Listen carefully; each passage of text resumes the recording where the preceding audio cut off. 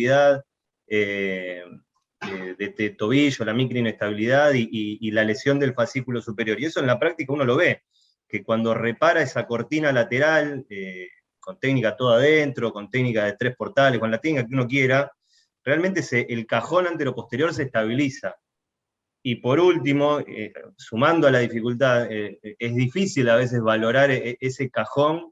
Hay pacientes que son más duros, que son más difíciles de revisar, y que uno a veces se termina de convencer cuando ya lo tenés ahí decidido a ir por adelante, o si decidiste hacer una artroscopía anterior, lo valorás bajo anestesia cuando está realmente relajado y uno encuentra un cajón comparativo asimétrico, si se quiere.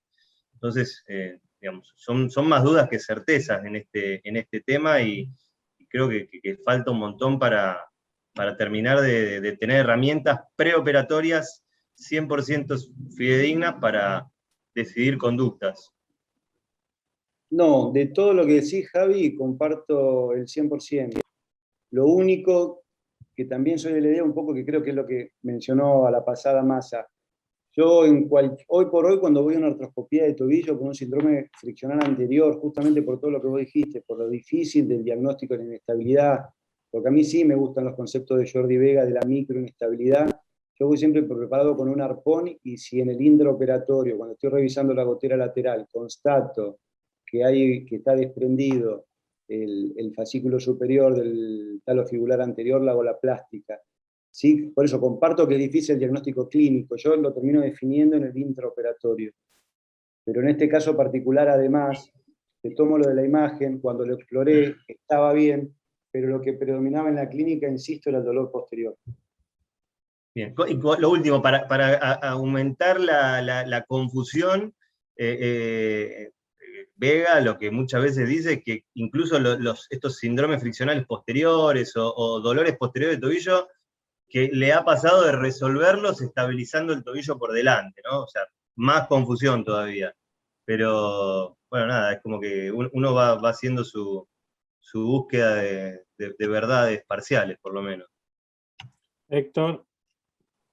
Sí, yo no voy a sumar a la confusión, porque lo que quería decir es que desde lo práctico, uno está en consultorio, no tenés la posibilidad de hacerle 20 estudios, estás en el hospital, predomina lo clínico. ¿Duele adelante o duele atrás? Hay una maniobra que es paciente boca abajo, flexión de rodilla 90 grados y flexión plantar forzada, tac, tac, tac. Si duele atrás, es un síndrome friccional posterior y digamos, pueden ser varias cosas, pero predomina la patología posterior. Cuando yo fui con Van Dyke, ellos tenían un presupuesto fijo por año, entonces trataban de hacerle la menor cantidad de estudios porque todo el servicio tenía X cantidad de tomografías y resonancias por año. Hacían de más, se la descontaban de los honorarios. Con lo cual, si la maniobra era positiva, ni tomografía, era artroscopía posterior. Mira. Gracias, Héctor. Escucha, ahí vamos a ver qué hiciste, Horacio, pero en la votación, parejo, artroscopía más perforaciones, alguien que pediría más estudios, y hay 2 personas que dijeron otro procedimiento. ¿Cuál sería el otro procedimiento? ¿Está ahí que votó eso? Yo voté otro, pero... Ah, sí, fuiste vos, Javi. Yo voté otro, pero porque cuando hablaba de artroscopía no sabía si era posterior, anterior, pero bueno, así que saca uno si querés. Ahí están los resultados. Bueno, después me seguí, Horacio. Bueno, a ver, lo que a mí se me planteó como duda en ese momento era justamente si ese cartílago era viable o no, y hablándolo un poco con la gente de imágenes en el hospital, con Guillermo, Guillermo me sugirió hacer esto, perdón, ahí está, hacerle una ArthroTac, que básicamente es una tomografía con contraste. Conceptualmente lo que te permite ver son 2 cosas. Arriba a la derecha, arriba a la izquierda tenemos la imagen de lo que sería una ArthroTac normal. Fíjense que el cartílago queda la parte negra y queda una línea blanca perfectamente continua hasta donde termina el cartílago. Esa situación, si nosotros miramos en la tomografía de este paciente, no se repite en la parte donde están las geodas, sino que se ve como que el contraste se va metiendo. Pero la otra de las supuestas ventajas teóricas del ArthroTac es ver si se rellena el quiste, porque la realidad es que debería difundir. debería entrar el quiste, el contraste en el quiste. Sin embargo, esto no siempre es así, porque a veces el cartílago puede hacer un mecanismo valvular impidiendo que ingrese. Así que en este paciente en particular lo que hicimos fue infiltrarle, pero hacerle la tomografía 2 horas después y mandarlo a caminar a ver si de alguna manera ingresaba o no el contraste. Y la realidad es que nos encontramos con que en ninguno de los cortes se pintaba la cavidad con contraste. Con lo cual interpretamos que ese cartílago podía llegar a estar sano, y entonces hablando con el paciente lo que le ofrecimos fue la opción de una artroscopía anterior para tratar el síndrome friccional, para evaluar la inestabilidad, como decía Javi, que constatamos que el fascículo estaba bien en su lugar, no estaba desprendido. Este era, fíjense, el estado del cartílago en la visualización anterior. Es un cartílago con claros signos de sufrimiento, sobre todo si consideramos que se trata de un paciente de 26 años. Le tratamos el síndrome friccional anterior y lo que hicimos fue tratarle mediante punción guiada con tomografía, que conceptualmente es lo mismo que estaríamos haciendo cuando lo hacemos con guía artroscópica, la punción retrógrada, pero en este caso nos facilitaba que lo podíamos hacer en el hospital en forma diferida durante la misma internación por el servicio de intervencionismo.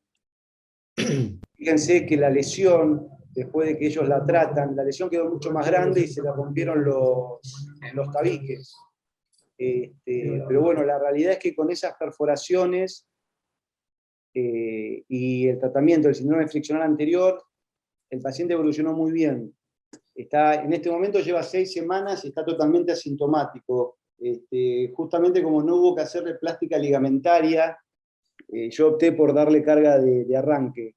Yo en las lesiones condrales no suelo retardar la carga, no sé qué habrían hecho Javier o Massa, pero bueno, por suerte se lograron remitir todos los síntomas, el paciente está totalmente asintomático 2 meses después, y pudo retomar la actividad física.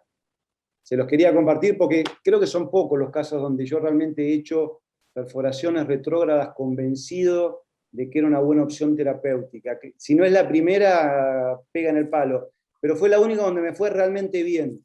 El paciente evolucionó muy bien y prontamente. En teoría y conceptualmente las perforaciones lo que hacen es permitir la reabsorción de todo ese hueso necrótico. Con lo cual no sé bien cuál será el estado de ese cartílago, pero al menos el hueso necrótico interpreto que se reabsorbió y se solucionó.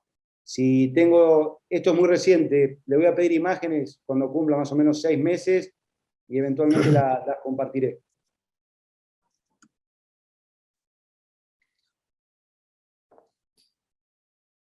No sé si alguien tiene alguna pregunta.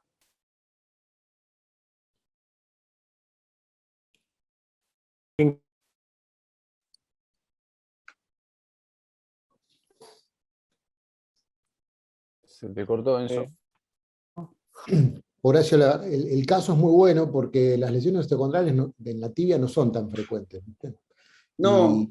Generalmente son bastante sintomáticas y a veces se manifiestan por ese dolor, digamos, con la carga, y en las placas en general no se ve, porque cuando están atrás, como la tibia es un poquito más baja atrás, te lo tapa el astrágalo. Entonces esas imágenes en la radiografía simple como que no las ves, si no tenés la posibilidad de hacer rezo o TAC, se te pasa. ¿Querés que veamos, Héctor, eso que me dijiste hoy? ¿Está César por ahí? Eso, justo. No me acordaba el nombre. ¿Dónde está? César Fábrego es un muchacho que empezó a hacer el fellow conmigo hace un par de meses, es de Jujuy, si está por ahí, de paso se los presento. Muy buen chico. Ahí está. Muy buen chico por ahora. Cecitar, adelante. Cortito, ¿eh? Bien, ¿qué tal? Bueno, voy a pasar a César, compartir. bienvenido y te agradecemos, ¿eh? Así que dale tranquilo. Gracias. ¿Se ve ahí? ¿Se puede Perfecto. observar? Sí. Bien, bueno, como me presentó ya el doctor Mazarajian, soy su fellowship, pertenezco al equipo de cirugía del pie, y la idea de esta presentación es mencionar un poquito de hacer una actualización con respecto a las lesiones osteocondrales de la tibia distal. Vamos a introducir el tema dando una definición, que es un defecto a nivel del cartílago articular y en el hueso subcondral a nivel del plafón tibial. Son causas frecuentes de dolor crónico en el tobillo y por lo general responden a una causa, a un origen traumático, como ser un esguince o una fractura. Como mencionaba el doctor Mazarajian, no son tan frecuentes de encontrar en la práctica ni tampoco en la literatura. Podemos observar que las lesiones en el lomo astragalino son mucho más frecuentes, como podemos observar en estos trabajos.